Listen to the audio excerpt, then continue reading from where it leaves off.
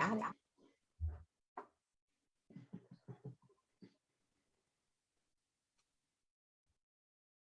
Hello. Hi. Hello and welcome. Everybody coming in? Welcome. All right. Yeah, come on in. Click the video. Join us. Excellent. Can you guys hear me okay? All right. So we are here today with, we're going to talk about this book. We are here with Deborah Buehring. Oh, I said it wrong. You Say said your it last fine. name again. So Deborah is an empathic, intuitive medical healer. She's the founder of Revitalizing Health, providing holistic services of therapeutic massage and Reiki using altered states to help heal body, mind, and spirit. She facilitates an empath circle to reach and support other empaths on their path. Her mission is to decrease pain and suffering in the world one person at a time. Debbie is a registered nurse, certified massage therapist, a Reiki master, and a Reiki master practitioner. Find her online at revitalizinghealth.com or on Facebook at Revitalizing Health. So we'll put Debbie's bio is in the description so you guys can find her. So I am super excited. I'm super excited because this book went to international bestseller status. Thank you, thank you, thank you. Your article in here is fantastic. We're going to talk a little bit about that today. Your article is entitled, "Why Am I Different?" And I love that. I thought the first time I read the book, I read your title and I was like, oh yeah. Like I even considered the title for the book, calling it The Empath Difference. Because I just think, like, for me anyway, that's how we feel. Like I feel different from most other people. So tell me more about that. Well, it's funny because I did for a long time feel very different than other people. And yet in the same vein felt very much that it was just who I was. You know, I was never truly made to feel like I was bad or, you know, that what I did was, you know, that I shouldn't be doing or, you know, anything like that. I had fairly good support actually from my family. So, you know, I mean, that helped a lot, even though I was very different. There was always a joke in our family. My sister one time posted pictures of us when it was the same year, but all of our like school pictures. And there's this blonde, blue-eyed girl, dark-haired, dark-eyed girl, blonde, blue-eyed girl. And I posted, or I think she did post it actually online. And I said, one of these things is not like the other. An old reference to a show. But in game, you know, which thing doesn't belong here? And they used to tease me. But I always knew it was teasing. I never felt, you know, ostracized. Oh, good. You know, in my family. So that was good. Good. But I definitely was different. And you know, that showed up really early too in my life in terms of school and things like that. I started reading very young, and was very adept at school. I just knew things. Awesome. You know, I didn't have to study a whole lot. Wow. You know, I just, I know, oh, that's not fair. But it's just kind of always been that way. And so I feel like I'm a Okay. Which kind of empath you got? A, I can't think of the term, that you just know things. Oh, Um, clairsentient? clairsentient. Yeah. Clairsentient. Yeah. Yeah. Clear knowing. Yeah. And that's really come through a lot as I've continued to move forward in my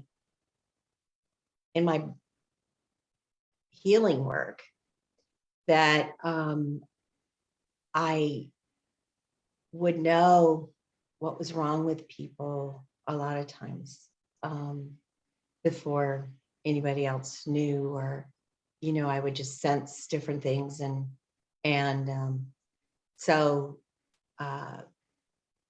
obviously that works really well with what I do. Mm-hmm. And in helping people. So That's right. It's helpful when you just know. yeah. Can't Well, and I feel sometimes too that maybe if I don't know, I just ask the question. And a lot of times then I get the answer. So yeah. So tell us some more of the ways that you felt different from other people, because I think some of our audience might vibe with that. Well, partly because I did know things and other people didn't. Mm-hmm. People would sometimes look at me strange when I have some foreknowledge of things at times. I have had dreams that were foreshadowing of different things happening in my life and other people's lives. And so to go to someone and tell them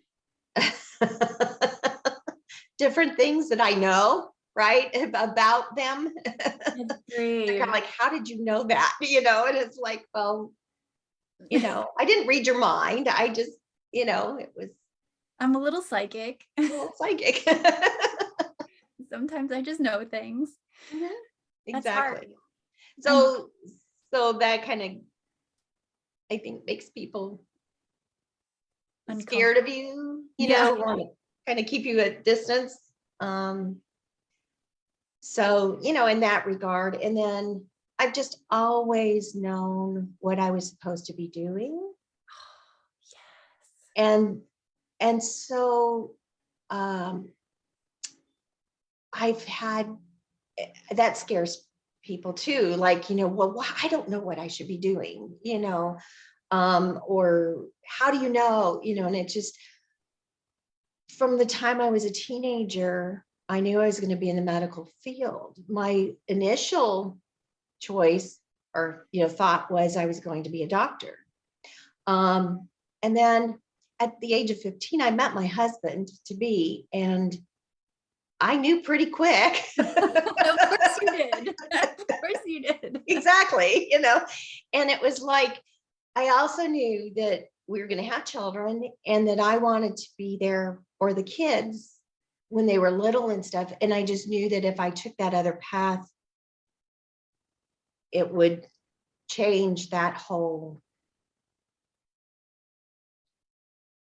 thing. You know what I'm saying? I just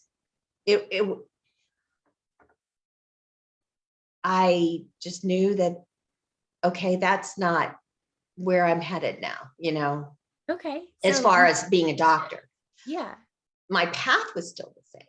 I still stayed in healthcare and became an RN. And when my youngest son was born, he was really sick and in intensive care. And this was before I was a nurse. And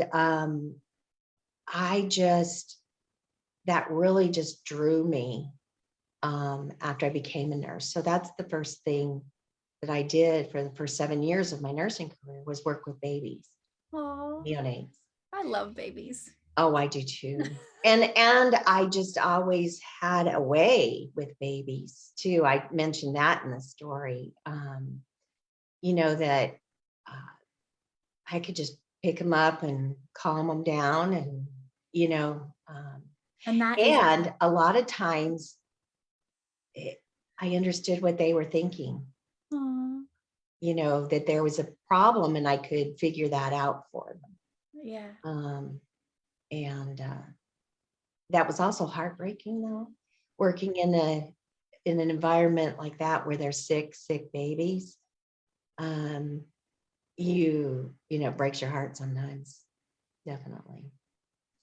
So I kind of got burned out after 7 years of working night shift and, you know, yeah, that much emotion and, sure. you know, So what helped you then recover from the burnout? What helped you? well, I took a little bit of time off. And I just went to part-time working, actually with the elderly. Well, I started with peds in home health and then went to the elderly. And what I realized was that the elderly were just like the little babies in Mhm. terms of a lot of the same issues. Their skin is really fragile and, all of these things. And so it just kind of was a natural, actually, transfer. And then I just did that part-time for a couple years and just kind of gained back my uh sleep.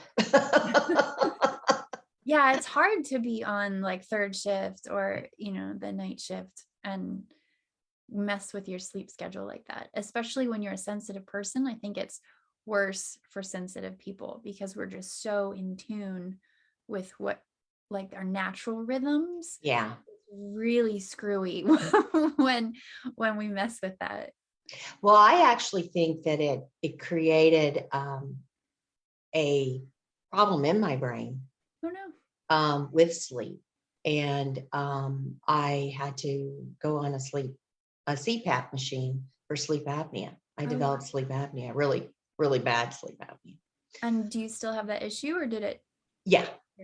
Yeah. Oh, It's so I really feel like it did something in my brain because even when um, um, I had changed my lifestyle, got my weight down, things like that.